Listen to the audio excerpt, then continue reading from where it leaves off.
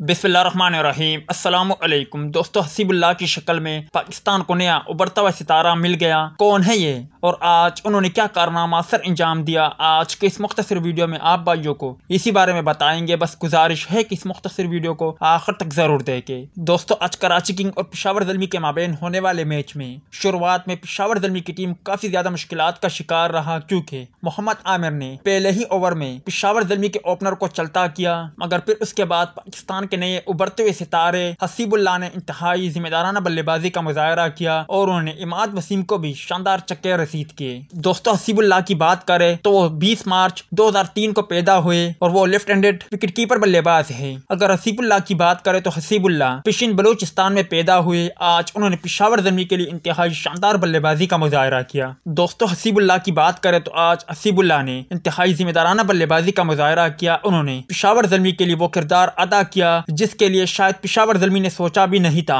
हसीबुल्लाह की बात करें तो हसीबुल्लाह ने 29 गेंदों पर 50 रन बनाए। इस दौरान उन्होंने 4 चौके जबकि 3 बहुत ही आला किस्म के चक्के भी लगाए। हसीबुल्लाह की बात करें तो उनका स्ट्राइक रेट 172.41 रहा और सही मायनों में आज हसीबुल्लाह ने साबित किया कि वो कमाल से खाली नहीं है। आप भाइयों को हसीबुल्लाह की शानदार बल्लेबाजी देखकर किस तरह लगा, कमेंट सेक्शन में लाजमी तौर पर बताएं।